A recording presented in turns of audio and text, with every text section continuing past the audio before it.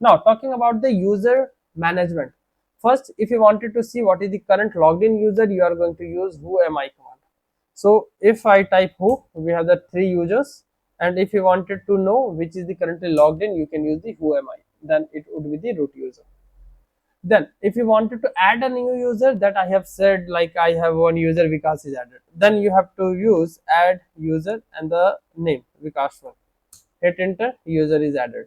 If you wanted to provide the password or change the password, you can use sudo password new user. And if you wanted to delete a user, then you can use del user Vikas1. Hit enter. It is okay. Del user is also not there. We have to install the del user as well. Okay, del user is not there. Okay, that is fine. But yeah, this is the command. We can like add user similar to the delete user. Del stands for the delete. So with the help of these commands, like add user help you to add a user, password to set up a password, and del user help you to remove a user. So this is the commands which help you to manage your users, right? Now talking about the miscellaneous command, first command is the history command.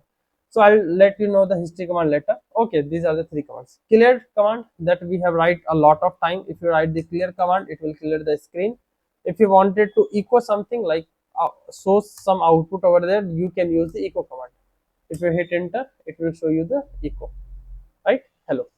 Now whatever command we have used till now, if you wanted to see all of the command, then you can write history command. History command will track all of the command that we have written and we have write or executed in this terminal till now. If I hit enter, you can see all of the commands. Till now we have implemented 269 commands, right? You can use all of the commands.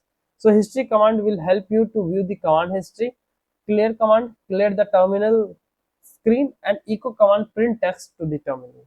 So I hope these commands till the module 12. So we have implemented a lot of command. 249, you can see almost we have covered more than 50 commands, right? So I hope these commands help you a lot to understand the Linux basic commands. Now in the next session we will start with the Linux advanced troubleshooting commands.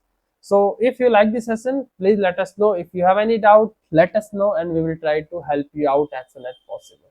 And please share your comments in the course sections of this Udemy platform, so that the other candidate will also get to know how this course is. So see you in the next video. Thanks for watching.